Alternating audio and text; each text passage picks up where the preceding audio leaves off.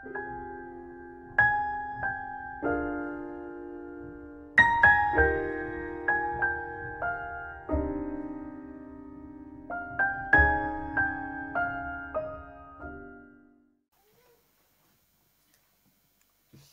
à tous.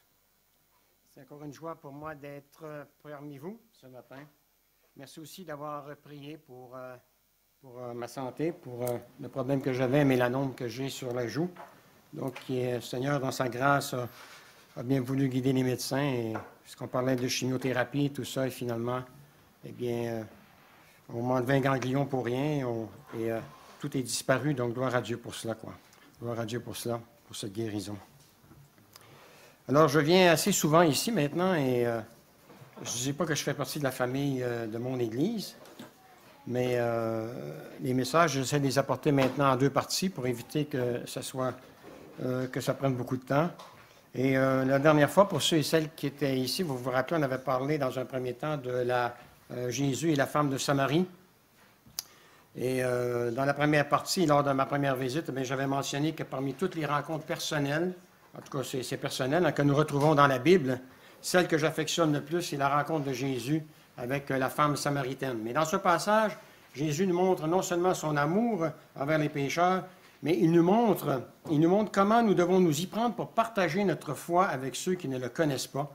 Et un des moyens les plus sûrs pour apprendre à parler de Jésus aux gens que nous rencontrons, c'est d'observer la façon dont le Maître s'y prenait. Et ce matin, nous allons regarder ensemble la deuxième partie de ce message.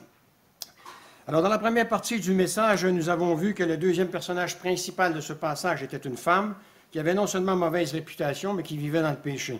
Et nous avons vu aussi que la raison qui amenait cette femme samaritaine à venir puiser de l'eau au puits de Jacob pendant la période la plus chaude de la journée, c'est probablement parce qu'elle voulait éviter le regard des autres femmes, non seulement parce qu'elle portait sur elle, elle traînait avec elle une mauvaise réputation, mais parce qu'elle avait sûrement été le sujet de commérage de la part de ces femmes à plusieurs reprises. Alors, bien-aimés, il nous arrive de rencontrer des gens qui non seulement ne manifestent aucun intérêt spirituel, mais qui n'ont aucune croyance spirituelle et qui ne veulent même pas entendre l'Évangile. Et cette femme samaritaine faisait partie de ce groupe. Je crois que lorsque vous avez vécu 5 divorces, il est beaucoup plus difficile de continuer à faire confiance à Dieu, voire même de croire en lui. Et pourtant, même s'il nous arrive d'exclure ces gens, malheureusement, en pensant que Dieu ne s'intéresse pas à eux, non seulement Dieu continue à les aimer, mais il veut qu'ils entendent le message de l'Évangile, parce que le message de l'Évangile possède la puissance nécessaire pour transformer même le cœur d'un athée et l'amener à croire en Jésus-Christ. Dans la première partie de ce message, le premier point sur lequel nous sommes arrêtés, c'est la manière dont Jésus s'y prenait pour atteindre les gens. Nous avons dit que la première chose que Jésus a fait, et je pense que c'est l'enseignement premier qu'il veut nous donner, c'était d'avoir pris l'initiative d'aller rencontrer la femme samaritaine. Et je pense que le défi qui se place devant l'Église aujourd'hui, c'est d'être capable d'être en mesure, quand on rencontre les gens à l'extérieur, eh bien, de se rappeler cette mission que Jésus nous a donnée, d'aller vers les autres. Et Jésus nous a montré un exemple. Il est allé vers les autres. Et je vous ai dit à plusieurs reprises que le premier mot d'évangélisation qu'on peut apporter aux gens quand on les croise sur la rue, c'est d'être capable de leur dire bonjour. C'est énorme, hein? C'est d'être capable de leur dire bonjour. Alors déjà, bonjour, ça peut ouvrir des portes. On ne peut pas savoir jusqu'à quel point ça peut ouvrir des portes. Je vous ai dit que moi, je fais du jogging le matin. Et entre 8h30 et 10h30, c'est des personnes âgées souvent qui promènent leurs chiens.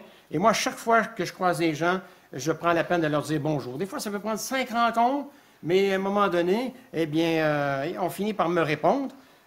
Et il m'est arrivé qu'il y avait un monsieur qui avait son chien, qui se promenait avec son chien, ça m'a permis d'arrêter un matin. Ça m'a permis de parler avec lui, de le connaître davantage. Et à un moment donné, ça faisait 3-4 mois que je ne le voyais plus. Je me suis posé des questions. Et il m'avait montré où il habitait. Alors, le matin, j'ai arrêté mon jogging. Je suis allé sonner. Et c'est sa femme qui me... C'est la femme de ménage qui m'a répondu. Donc, j'ai demandé à parler à monsieur. Elle m'a dit, écoutez, attendez un peu, je vais aller chercher sa femme. Et le monsieur avait fait un AVC grave. Sa femme est venue me trouver en pleurs. Il avait fait un AVC grave. Et finalement, quand il est revenu à la maison... Eh bien, j'avais demandé à la femme, quand il reviendrait à la maison, si je pouvais venir les visiter. Elle m'avait dit oui. Et j'ai pu parler avec eux. Je leur ai dit ce que je faisais dans ma vie, dans la vie. Ils m'avaient demandé ce que je faisais. Je leur ai dit que j'étais pasteur. Et finalement, avant de terminer, eh bien, je leur ai partagé mon témoignage, mais j'ai aussi demandé la permission s'ils voulaient me permettre de prier pour eux. Et on sous-estime finalement. Hein, le Dieu pensait dans le cœur de l'homme la pensée de l'éternité. Et on sous-estime finalement les besoins spirituels des gens. Et j'ai prié spécialement pour ce monsieur qui était malade. J'ai prié aussi pour son épouse. Et quand j'ai ouvert les yeux, ce monsieur-là, il pleurait ma chaude larme. Et j'ai pu aller les visiter quotidiennement, pas quotidiennement, mais régulièrement. Et on a des très, très bons contacts ensemble. Alors, je pense que c'est un défi aujourd'hui. Je pense que la crise aussi veut nous rappeler qu'on doit revenir au message de base de l'Évangile, celui qui a fait la force de l'Église primitive à l'époque, et de revenir finalement au principal du message, c'est-à-dire la croix, c'est-à-dire la repentance, c'est-à-dire la conversion, pour que finalement cette puissance qui se trouve dans l'Évangile puisse aller transpercer les cœurs les plus endurcis.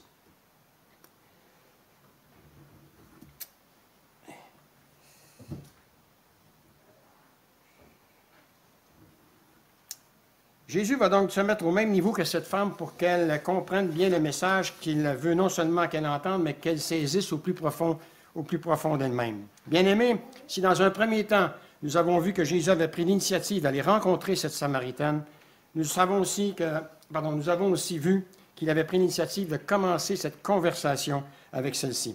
Et voyant qu'elle avait commencé à parler de religion avec lui, Jésus va lui parler de la grâce de Dieu, bien-aimés. Il ne lui dira pas qu'il sait qu'elle est pécheresse, il ne lui dira pas qu'elle a 5 divorces, il ne commencera pas à l'abaisser, il sait dans quel état elle peut se trouver, et Jésus va parler de la grâce de Dieu. Il va lui parler qu'il est venu pour elle, quoi, et qu'il va prendre un temps particulier avec elle, parce que Dieu a à cœur le salut de cette âme. Il va utiliser l'exemple de l'eau pour lui parler d'une source d'eau éternelle à laquelle elle pouvait boire et qu'aucune religion ne pouvait lui donner. Je vous invite à courber la tête. On va prier avant de continuer ce message. Prions. Seigneur notre Dieu, ce matin, eh bien, Seigneur, tu es présent au milieu de nous. Nous savons, Seigneur, que tu connais nos besoins, que tu connais notre cœur, que tu connais notre vie, Seigneur. Et, Seigneur, nous savons que tu peux répondre à nos besoins. Nous savons aussi que, Seigneur, tu peux transformer nos vies. Même si nous t'appartenons, Seigneur, tu sais ce qu'il y a encore, les choses qu'il y a encore à changer dans nos vies pour que nous puissions ressembler davantage à la personne de Jésus. Nous te demandons d'agir ce matin dans le cœur de chaque personne ici présente. Seigneur, que l'homme puisse s'effacer, que ta parole puisse prendre toute la place qui lui revient, que le Saint-Esprit, Seigneur, puisse aussi agir avec puissance dans nos cœurs, afin, Seigneur, qu'en sortant d'ici, nous ayons la certitude que nous avons reçu quelque chose de ta part et que nous en sommes sortis grandis. Que toute la gloire te revienne, et c'est en Jésus que je t'ai prié. Amen. Amen. Après s'être approché de lui, et ce qu'il va faire, il va lui parler de la grâce de Dieu envers les pécheurs, versets 13 et 14. J'ai pris la français courant ce matin. Bon, je ne vous conseille pas pour faire une étude de la Bible de prendre la français courant, ce n'est pas une Bible d'étude. Il y a nos vieilles traductions qui sont encore excellentes. Mais la français courant, je trouve que quand quelqu'un ne connaît pas tellement notre jargon évangélique, ça peut être une première approche, la français courant. En tout cas, Romain, l'Épître aux Romains est beaucoup plus facile à comprendre en français courant que dans la Darby et dans la Louis II, 1910. Alors, il va lui dire, « Quiconque boit de cette eau aura de nouveau soif. » Verset 14, « Mais celui qui boira de l'eau que je lui donnerai n'aura jamais soif. L'eau que je lui donnerai deviendra en lui une source d'où jaillira la vie éternelle. » Remarquez la façon qu'il approche cette femme. Il utilise sa soif physique comme tremplin pour entamer une conversation avec elle, et lorsqu'elle se tourne vers lui, toute surprise qu'un Juif lui demande de l'eau, il en profite pour renverser les rôles et de l'amener à réaliser, il va l'amener à réaliser que c'est elle qui a besoin de l'eau, et il va s'identifier comme étant celui qui donne de l'eau vive. Sachant que le scénario, bien-aimé, risque de n'être jamais le même d'une personne à l'autre, Jésus nous montre ici que nous devons d'abord découvrir le sujet qui intéresse quelqu'un afin d'adapter notre approche sur la façon dont nous allons ensuite lui parler de la grâce de Dieu. Je vais vous donner un exemple, et pour ce faire, nous avons besoin de prendre le temps d'apprendre à connaître la personne avec qui nous parlons. Est-ce que je vous ai déjà parlé de Yves Vieillevoix ici? Non. Okay. Je vais vous en parler. Parce que Yves Vieillevoix, écoutez, pour moi, ça m'a vraiment fortifié dans ma manière d'évangéliser, c'est-à-dire de se mettre au niveau des gens, c'est-à-dire d'apprendre à connaître aussi les besoins des gens, d'apprendre à leur connaître leur lieu, d'être en mesure de pouvoir, avant avant de commencer directement à leur parler de l'Évangile. Et je vais dans une rencontre parents-élèves, et j'avais entendu, mes deux filles étaient dans la même classe, elles ont 10 mois et demi de différence, donc mes deux filles étaient dans la même classe, et on m'avait dit que la maîtresse d'école venait d'accoucher. Donc, quand je suis allé visiter cette personne, eh bien, j'avais 10 minutes, en fait. Alors, il y avait des parents qui attendaient notre passage. Vous savez ce que c'est, hein, pour ceux qui ont des enfants. Voilà. Et alors, je rentre et puis je parle avec elle et je lui dis, bien, écoutez, je tiens d'abord à vous féliciter parce que pour le beau bébé que vous avez eu, mes filles m'en ont parlé et tout ça. J'ai dit, et moi, je lance tout de suite la perche. Tout de suite la perche. Je vois l'aspect spirituel et je lui dis, en tout cas, moi, j'ai eu 4 enfants et j'ai dit, à chaque naissance, pour moi, c'est un miracle. J'ai vu la main de Dieu. Excusez-moi. C'est le mien? On avait coupé le son, donc c'est pas un miracle qui est arrivé, mais bon, ça n'a pas sa place. C'est vrai que ça n'a pas sa place dans un culte. Je vous demande pardon. Voilà. Et finalement, bien, écoutez, de fil en aiguille, ben, elle me dit, moi, écoutez, je suis pas elle dit, moi, je ne crois pas qu'il y ait un miracle et tout ça, mais moi, je ne suis pas là pour me commencer à avoir raison avec elle. Donc, je continue à parler avec elle, et ainsi de suite. Et finalement, écoutez, c'est elle qui commence à me garder, qui veut me garder dans la classe parce qu'elle veut continuer à parler des choses spirituelles. Je vois que finalement, il y a quelque chose qui est sorti de ma bouche, que Dieu a utilisé pour pouvoir toucher cette femme-là. Et je lui laisse mon numéro de téléphone. Je dis, écoutez, moi, j'ai regardé dans le passage, je voyais que les gens frappaient à la porte pour voir si elle n'était pas tout seul. Donc, les gens commençaient à s'impatienter à attendre. On avait 10 minutes, ça faisait une demi-heure. Alors, je lui dis, écoutez, je ne veux pas non plus que les gens vous agressent quand je vais sortir, parce qu'il y en a qui attendent depuis longtemps, quoi. Alors, j'ai dit, écoutez, je vais vous laisser mon numéro de téléphone. Si jamais vous voulez avoir des informations supplémentaires, eh bien, ça me fera plaisir de répondre. Et 2-3 jours après, je reçois un coup de téléphone. Et la femme, elle me demande un rendez-vous parce qu'elle dit qu'elle en a parlé à son mari, mais son mari voudrait bien me rencontrer. Et alors, je les invite à la maison, ils viennent, et puis, alors voilà, une grande table salle à manger, donc je suis au bout d'une table, alors je les vois passer, je donne la main, ils font le tour, le mari vient se mettre juste à côté de moi, mais quand je le vois rentrer, elle se met en face de lui, et quand je le vois rentrer, purée. Je ne sais pas si vous avez déjà vu les dessins animés, là, le taureau, là, qui s'apprête à attaquer quelqu'un, il y a la fumée qui sort par les narines, là, puis il se gratte les pattes à terre. Mais j'ai cette image-là. Alors, je le vois, il est rouge, mais rouge comme une tomate. Il attend juste ça, que j'ouvre la bouche pour commencer à m'agresser, quoi. Alors, il s'assoit et j'entends une voix, je pense que c'est la voix du Seigneur, qui me dit, ce soir, tu te tais. Tu te tais. Alors, il s'assoit, et là, je le vois, il y a les 2 coudes comme ça sur la table, et là, il attend juste que je parle, quoi. Et je ne suis pas toujours obéissant, mais là, cette fois-là, j'ai obéi au Seigneur, j'ai dit, je me tais parce qu'il était impressionnant. Il y avait la stature d'un boucher, quoi. Vous savez, les anciens bouchers, là, hein? Des masses d'hommes. Alors, je dis, Yves, je dis, est-ce que tu as des AB dans ta vie, toi? Il dit, oui. Il dit, moi, je suis collectionneur de bacs de cigares. Alors, des bacs de cigares, c'est la première fois que j'entendais ça. Alors, bacs de cigares, pancartes de cigares, cigarettes et tout le reste. Et c'est comme des collections de timbres en plus. Il y a des fardes où tu colles les rubans. Là. Vous savez, ces cigares, quand on les fait, là, il y a un ruban. Alors, il m'en a parlé pendant 2 heures. Un passionné des bacs de cigares. Et moi, j'ai écouté. Mais je me suis montré quand même intéressé à ce qu'il me disait. Moi, j'avais besoin d'apprendre à connaître cet individu-là. Et là, à un moment donné, il finit, il ne me laisse même pas le temps de parler. Il dit, bon, moi, j'ai passé vraiment une bonne soirée. Il dit à sa femme, il dit, bon, ben, il faut y aller. Hein? Il dit, il est déjà rendu tout près de 10 heures, il faut y aller. Moi, je travaille demain. Alors, là, j'ai dit, il faut que je rattrape ça. On est des pêcheurs d'hommes. J'ai dit, il faut que je lance la ligne et j'essaie d'accrocher, quoi. Et là, je dis, écoute, Yves, tu es tellement passionné là, pour ce que tu aimes que, écoute, je dois te demander si tu veux me permettre d'aller chez toi pour visiter, finalement, son garage qui avait converti finalement en salon de bacs de cigares, de panneaux et tout ça. Et il parcourait toute la Belgique et une partie de la France pour acheter toutes ces choses-là. Ah, ben là, j'avais touché. Ah, ben, certain, hein, certain. Mais moi, je n'avais pas d'arrière-pensée. Je ne voulais pas que je montre qui est plus intéressant qu'un autre. Moi, j'essayais toujours de maintenir l'aspect spirituel. Et finalement, eh bien, le vendredi soir, je vais chez lui. Et j'ai ma Bible, c'est ma vieille Bible, et je la garde, je l'ai sur le côté, puis vous appelez ça des bel étages ici, là, les maisons bel étage. Donc tu rentres, il y a une porte, c'est le garage, anciennement le garage. Lui, c'était c'est là qu'il mettait toutes ces démonstrations de tout ce qu'il ramassait. Et puis, alors, je lui souhaite bon, soit on se donne la main, il ouvre la porte de son ancien garage, il me fait visiter tout ça, la collection, il y en avait accroché après le plafond, il y en avait partout. Il n'y avait pas de place. Il n'y avait plus de place pour en mettre. Et là, vous savez ce qu'il fait? On sort de l'ancien garage, et il met le doigt sur la Bible et il me dit, ce soir, tu n'es pas venu juste pour ça. Hein. Tu es venu me parler de ça. C'est extraordinaire. C'est extraordinaire, juste le fait d'avoir pris le temps d'écouter cette personne-là.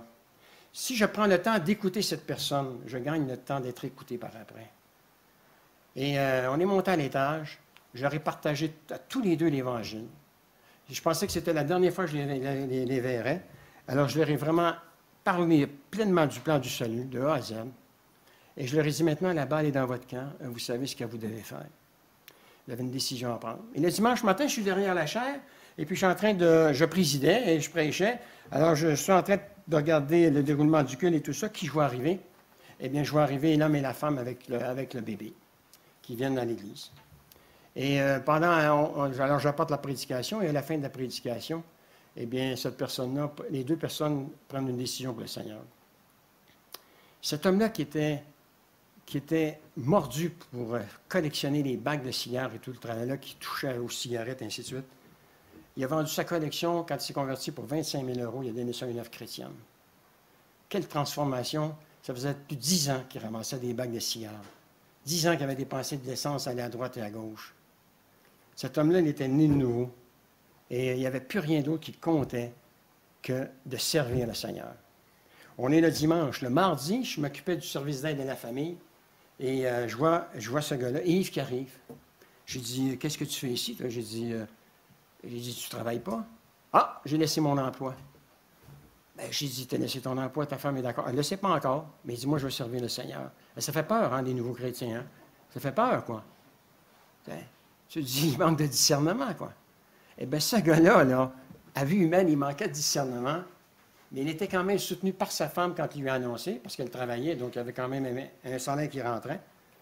Et il a mis sur pied une librairie chrétienne, avec laquelle il faisait le tour des églises. Il y avait son kiosque en arrière, et il faisait différentes églises à chaque semaine. Il est même allé en France et tout ça, et il a vraiment œuvré pour le Seigneur. Frères et sœurs, prendre le temps d'écouter. Et je pense, ici, dans la parole de Dieu, nous avons, je pense, un petit compte-rendu de ce qui s'est passé entre la Samaritaine et Jésus. C'est-à-dire ce que nous avons besoin pour nous, spirituellement parlant, mais probablement que ça a duré un peu plus longtemps, ce qui s'est passé entre la Samaritaine et Jésus. Mais Jésus a montré qu'il a pris le temps quand même d'écouter cette personne-là pour, après ça, avoir le droit d'être écouté. Et c'est ça qui est magnifique. Et c'est important pour nous parce qu'il y a eu des années où nous, les évangéliques qui détenions la vérité, on sortait dehors, on bombardait les gens avec l'Évangile, avec un jargon évangélique, les gens ne comprenaient rien.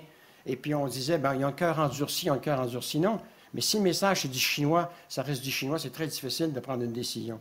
Et moi en tout cas, dans ma façon d'évangéliser, c'est ce que j'ai montré à mon Église aussi, et gloire à Dieu, on a eu des conversions chaque année, on allait dehors, on allait dans les rues, et on partageait, on établissait des contacts avec les gens, que ce soit dans les parcs, que ce soit dans le porte-à-porte. On se présentait comme chrétiens, on n'essayait pas de jouer avec les gens, de manipuler les gens, puis leur annoncer après qu'on était chrétiens.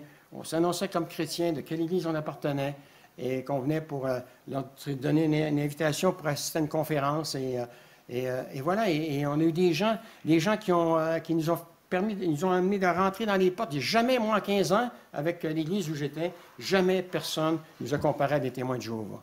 Jamais, jamais. Notre façon d'abord d'être différente pour se présenter, on leur disait exactement ce que nous étions, et puis les gens, il y avait la liberté de nous ouvrir la porte ou de la fermer derrière nous. Mais il y a des gens, les premières fois, je posais des questions. Quand on donnait le flyers, bien, j'essayais, par exemple, il y a eu une conférence, le titre, c'était « Êtes-vous une bonne personne ?» Alors ça, c'est une bonne réponse. On sait, nous, qu'en tant que chrétiens, qu'il y a juste Dieu qui est bon. Hein? C'est ce que Jésus a dit. Hein? Alors, êtes-vous une bonne personne? Bien, j'ai dit, voilà, c'était le titre de la conférence. Et je dis, écoutez, excusez-moi, avant de partir, parce qu'on est dans le porte-à-porte, c'est pas eux qui viennent chez nous, c'est nous qui allons chez eux. Et je dis, écoutez, avant de partir, j'aimerais vous demander quelle est la plus grande souffrance qu'une personne peut vivre dans sa vie. Je dis, c'est pour mes statistiques personnelles, je m'excuse de prendre beaucoup de votre temps. Il y a des gens qui vont commencer, la question, elle est générale, mais la réponse, ça va être personnelle, bien-aimé. Elle va être personnelle. Hein? Ah, moi, c'est la trahison.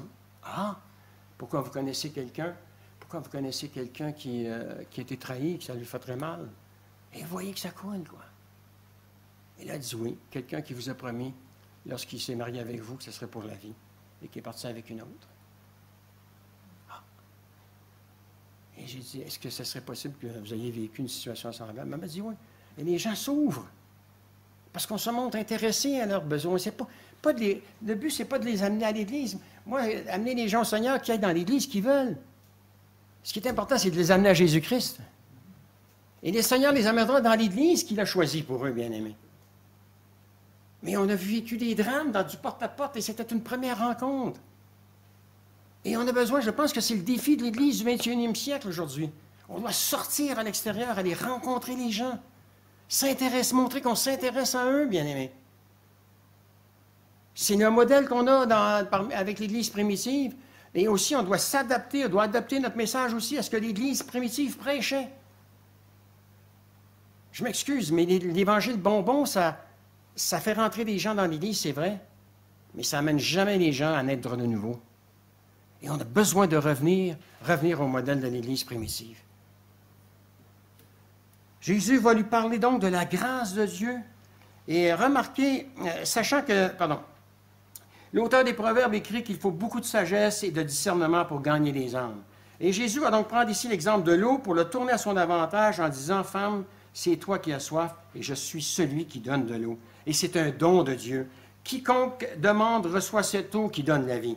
Quel est donc ce don de Dieu dont Jésus parle ici? C'est une eau vive, bien-aimée. Quelle est donc cette eau vive? C'est le salut de Dieu offert aux pécheurs. L'eau vive, c'est recevoir une nouvelle vie. L'eau vive, c'est recevoir une nouvelle naissance. C'est le Saint-Esprit qui est donné aux pécheurs, et c'est un don de Dieu. Jésus dit à la Samaritaine au verset 10, « Si tu connaissais le don de Dieu, c'est-à-dire si tu savais ce que Dieu veut te donner. » Et les gens ont besoin de savoir à l'extérieur ce que Dieu veut leur donner, bien-aimés. Ils ont besoin de savoir que Dieu, dans sa grâce, n'a pas envoyé Jésus pour condamner le monde, mais pour sauver le monde. Et que la solution, elle se trouve à la croix, bien-aimés. Et que Jésus veut faire en sorte d'en rajouter le plus grand nombre possible encore aujourd'hui à son Église. Et on a besoin de se remettre en question. C'est une mission que Dieu nous a donnée. Il n'a pas donné ça aux évangélistes dans l'Église. Il a donné ça à quiconque est né de nouveau, bien-aimé. Si on est né de nouveau, on reçoit le Saint-Esprit, on reçoit l'Esprit de Christ, on reçoit ses yeux, on devrait voir les gens comme lui les voyait quand il est venu nous visiter sur la terre. On reçoit sa bouche, alors on devrait parler comme lui aux gens, comme Dieu, comme Jésus a parlé quand il est venu. Et on reçoit ses oreilles, on devrait entendre finalement le cri de ces gens qui vivent sans espérance. On devrait entendre ces voix comme Jésus les entendait lorsqu'il est venu. Nous venons de dire que le salut est un don, il doit donc être demandé pour être reçu. N'est-ce pas magnifique de voir comment Jésus explique la façon de recevoir le salut de Dieu? Tu lui aurais toi-même demandé à boire, dit-il au verset 10, et il t'aurait donné de l'eau vive, dit Jésus. Les religions que nous retrouvons dans le monde enseignent tous la même chose. Faites ceci ou faites cela et vous recevrez probablement ceci ou cela. Mais Jésus dit, peu importe d'où vous venez, peu importe la qualité de l'énormité de vos péchés, peu importe ce que vous avez fait de bien ou de mal, le salut est un don gratuit qui ne dépend pas des circonstances ni des péchés que vous avez commis. Vous croyez, vous confessez et vous recevez l'eau vive qui est le salut donné à tous ceux qui le demandent et croient en Jésus. Bien-aimés, dans un premier temps, nous avons vu que Jésus est allé rencontrer la Samaritaine. Dans un deuxième temps, nous avons vu qu'il a pris l'initiative de commencer une conversation avec celle-ci. Dans un troisième temps, nous venons de voir qu'il lui a parlé de la grâce de Dieu. Il est intéressant, bien-aimé, de voir qu'il a su créer un intérêt chez la femme samaritaine en l'abordant avec un sujet qu'elle connaissait bien, pour susciter chez elle ce désir de recevoir cette eau miraculeuse. Parce que, voyez-vous, bien-aimé, naître de nouveau, c'est toujours un miracle que Dieu fait dans le cœur des gens. Amen. Oh, là, vous me découragez un matin. Un beau amen, là. Allez. Amen. Ah, OK, voilà, merci. Gloire à Dieu pour ça. Voilà. Alors, Jésus va susciter maintenant dans le cœur de la femme samaritaine ce désir de recevoir cette eau. Versets 15 et 17.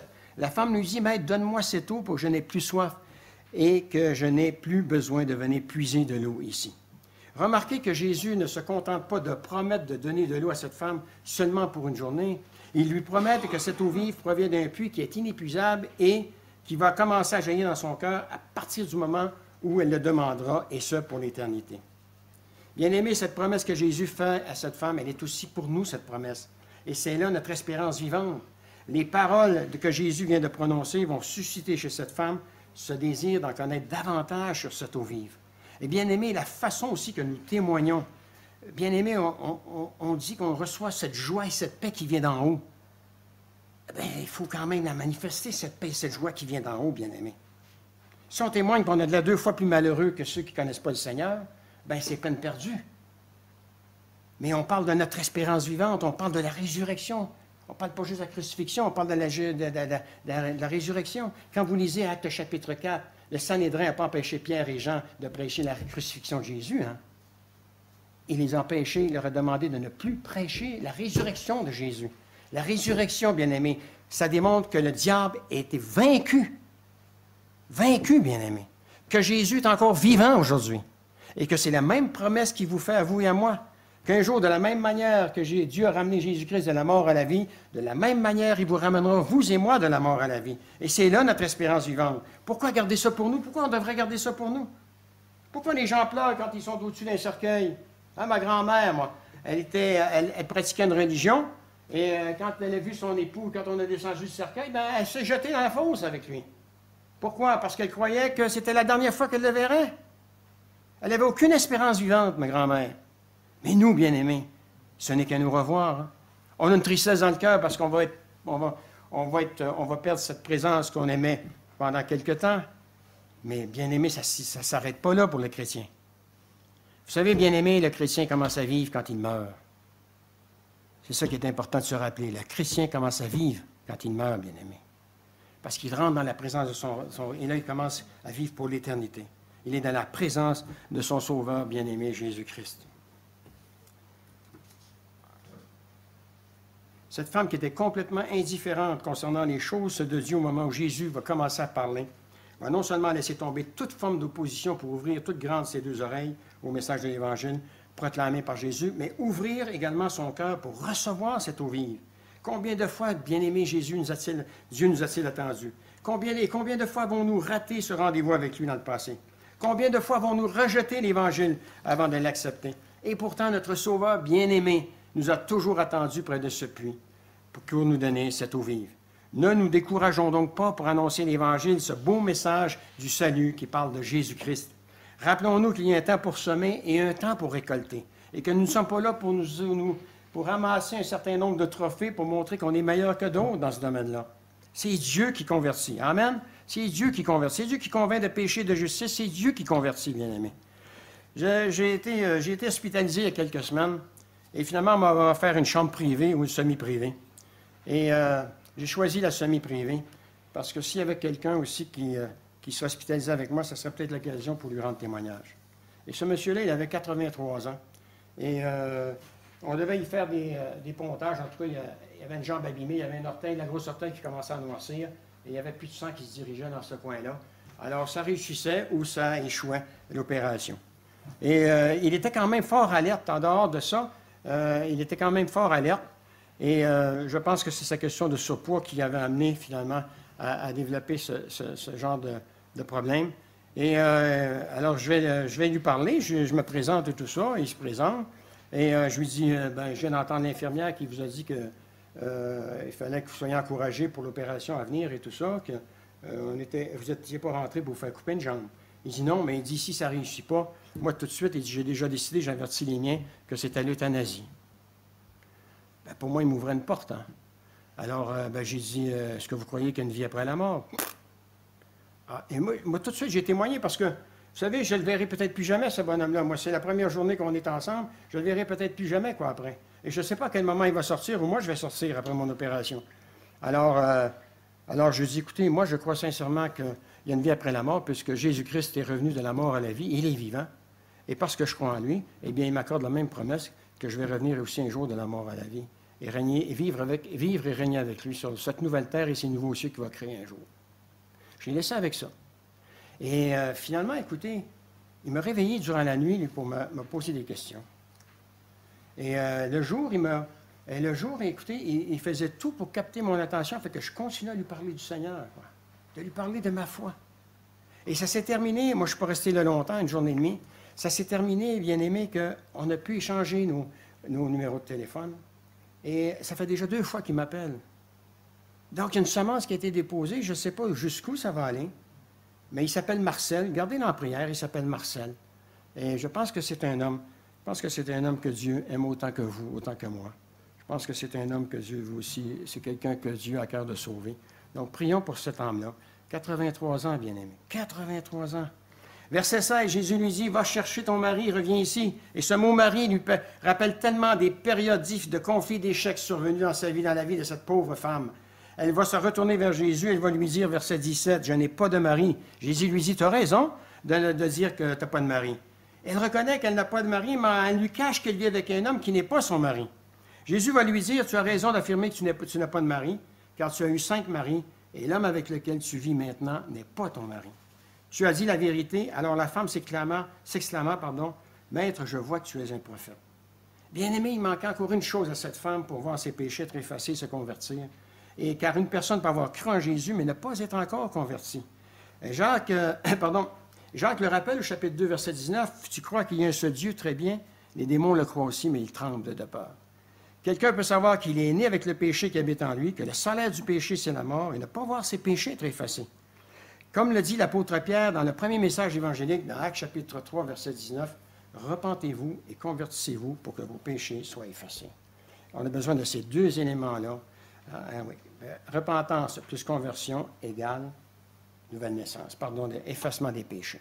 Si on n'a pas les 2 dans notre message, eh bien, on fait des chrétiens de nom et pas nécessairement des chrétiens de cœur. Et l'Église n'est pas appelée à remplir l'Église de chrétiens de nom, elle est là pour partager l'Évangile afin que des personnes naissent de nouveau et qu'elles deviennent la lumière du monde, le sel du monde, et finalement qu'ils puissent attirer des gens à la personne de Jésus-Christ. Bien-aimé, c'est la conviction de péché qui amène quelqu'un à la repentance et qui efface ses péchés. Donc, selon Pierre, le message de Pierre, c'est d'abord la repentance, reconnaître qu'on est un pécheur, reconnaître qu'on a désobéi à Dieu, et après ça, la conversion, c'est prendre la décision de changer de comportement, changer de vie et vivre comme Dieu nous demande de vivre. C'est ça, ça s'appelle, en bon français, ça s'appelle la sanctification. En théologie, sanctification, vivre comme Dieu nous demande de vivre, parce que dans Romains chapitre 8, versets 28 et 29, que le but de Dieu pour nous garder sur la terre, c'est de nous amener maintenant à ressembler à la personne de Jésus-Christ. Bien-aimés, est-ce que vous réalisez que Dieu joue sa réputation avec vous et avec moi? Dieu veut manifester sa gloire dans vos vies et dans ma vie, manifester sa puissance, manifester sa présence et manifester aussi les fruits que Jésus dégageait, bien-aimés, quand il était sur la terre. Est-ce que vous réalisez? Vous réalisez ça, bien-aimés? Quel Dieu nous avons! Quel Dieu nous avons, bien-aimés! C'est extraordinaire! Et cette femme, quand vous voyez sa conversion, bien-aimés, vous avez remarqué une chose, elle est venue remplir sa cruche. Et elle va partir tellement transformée qu'elle va laisser là sa cruche. C'est plus l'eau pour boire qui l'intéresse. C'est de partager l'eau vive qu'elle vient de recevoir et qui lui donne un espoir pour l'éternité. Et elle va aller dans son village. Elle va le partager aux gens de son village. Elle va les convaincre. On va passer plusieurs pages. Hein? Elle va partager ça. Elle va partager sa foi. Et c'est ça qui est important. Elle va inviter les gens de son village à venir voir Jésus, à l'écouter, pour constater par eux-mêmes qu'elle leur disait la vérité. Alors, elle dit, « Venez voir un homme qui m'a dit tout ce que j'ai fait, leur lança-t-elle, serait-il peut-être le Messie? » Ils sortirent donc de la ville et vinrent trouver Jésus. Ce qu'elle leur a dit a eu un impact dans leur vie, car suite à son témoignage et à son invitation de venir écouter Jésus, plusieurs ont cru. Frères et sœurs, une femme qui avait perdu toute réputation, mariée 5 fois, 5 échecs. Elle était avec un gars qu'elle vivait, et en plus, heureusement qu'on est en Samarie, hein, parce que si on avait été en dehors du territoire, probablement qu'elle ne serait pas restée. Elle ne serait pas restée là. Mais voilà, les Samaritains étaient rejetés par les Juifs, il n'y avait pas de dialogue avec eux, ils n'avaient jamais entendu, en tout cas, ils n'avaient pas entendu l'Évangile. Et voilà une femme qui a perdu toute réputation, qui devait être probablement le sujet de jugement et de risée. Dieu l'utilise, bien-aimé. Dieu l'utilise pour faire un réveil en Samarie. Regardez ce qu'il est écrit. Beaucoup de Samaritains de cette ville crurent en Jésus parce que la femme leur avait déclaré « Il m'a dit tout ce que j'ai fait ». C'est pourquoi, quand les Samaritains arrivèrent auprès de lui, ils le prièrent de rester avec eux, et Jésus resta là encore 2 jours. Ils furent encore bien plus nombreux à croire à cause de ce qu'il disait lui-même. Et il déclarait à sa femme, « Maintenant, nous ne croyons plus seulement à cause de ce que tu as raconté, mais parce que nous l'avons entendu nous-mêmes, et nous savons qu'il est vraiment le Sauveur du monde. » Ce jour-là, le Seigneur Jésus a rencontré une personne qui était probablement une des plus détestées, des plus méprisées de cette ville, pour amener de nombreuses personnes à venir à lui. Pourtant, vous n'êtes pas obligé d'avoir touché le fond du baril pour avoir un témoignage percutant. Vous n'êtes pas obligé de vous être vautré dans la boue pour découvrir jusqu'à quel point Dieu est bon. Que vous veniez du monde, que vous soyez né dans l'Église, lorsque vous êtes né de nouveau, vous avez tous un témoignage. On a tous un témoignage à donner, bien-aimés. Tous un témoignage. Ce que nous étions avant, le jour où on a rencontré le Seigneur Jésus, et que depuis le jour où on a rencontré le Seigneur Jésus, quelle différence ça a apporté dans notre vie, dans votre vie et dans ma vie, bien-aimés. Dans ma vie. Vous savez pourquoi je suis en Belgique aujourd'hui, depuis 25 ans? Parce qu'il y a un petit chrétien évangélique au Québec qui a osé s'ouvrir la bouche pour me parler de ce que j'avais besoin, que je cherchais à travers mon train de vie. Alors je n'étais jamais satisfait. J'avais l'argent, j'avais tout. Je passais les vendredis soirs, on partait jusqu'au lundi matin. Le lundi matin, je rentrais, j'avais le cœur aussi vide que le jeudi. Et Dieu m'a utilisé ce petit bonhomme qui avait de l'air si inoffensif pour me parler finalement de la passion qui l'animait, cette vie en Jésus. Et je pense que c'est ce que le Seigneur nous appelle finalement à partager.